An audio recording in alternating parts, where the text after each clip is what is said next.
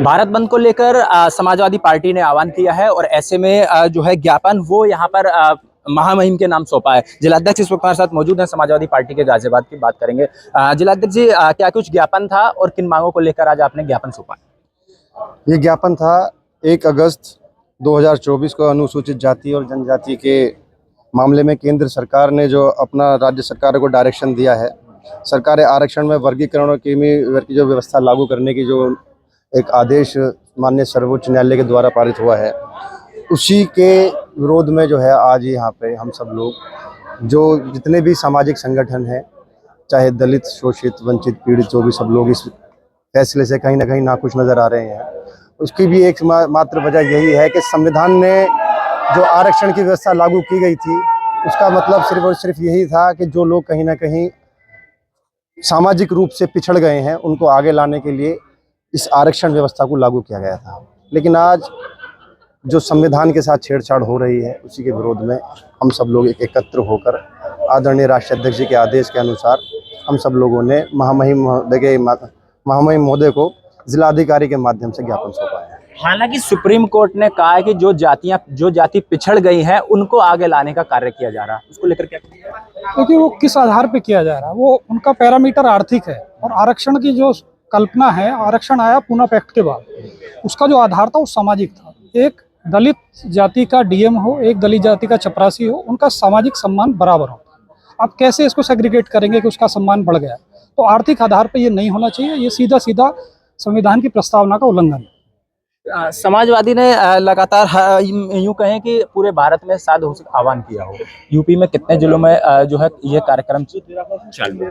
राष्ट्रीय अध्यक्ष आदरणीय अखिलेश यादव जी के आह्वान पर आज पूरे प्रदेश में क्या पूरे देश में जहां समाजवादी पार्टी का संगठन का कार्यकर्ता है, पूरे यूपी में तो है ही, और पूरे प्रदेश में भी जहां पे समाजवादी पार्टी का संगठन है, वो आज इस भारत बंद का समर्थन कर रहा है। और इस भारत बंद का समर्थन कर रहा है।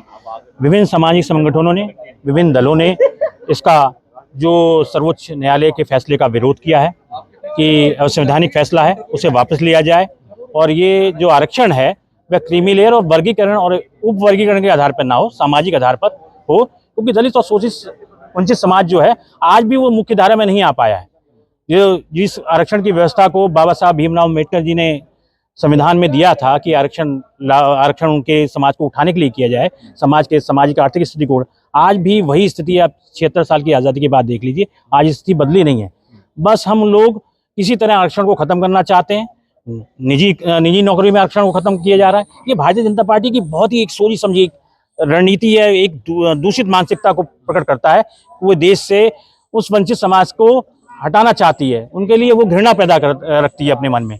इसलिए हमारा आह्वान है और हम सभी पार्टियों का और सभी दल जो यहाँ पर आज समर्थन देने आए हैं, और हमारी समाजवादी पार्टी का और राष्ट्रीय अध्यक्ष जी का यही एक उद्देश्य है। हमारा पार्टी का एक यही मोटिव है कि हम लोग उनके साथ खड़े हों और इस आरक्षण को जो व्यवस्था लागू की है सर्वोच्च न्यायालय ने, वह फैसला जल्द से जल्द जो असंवैधानिक फैसला है उसे रद्द किया जाए, या रद्द नहीं होता तो केंद्र सरकार उस पर कानून लागू करे, कानून बनाए और इस फैसले को रद्द कराए।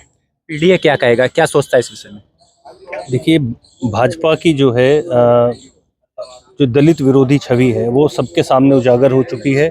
चाहे वो हमारा लेटरल एंट्री वाला हो, जिस पे कल सरकार ने यूटर्न ले लिया है विपक्ष के दबाव में, चाहे हमारा जो है 69,000 वाली वैकेंसी का माननीय उच्च न्यायालय का निर्णय हो कि उसमें दलित और पिछड़ों को जो है उसमें नज़रअंदाज किया गया है, उन्हें पूरा आरक्षण नहीं दिया गया है।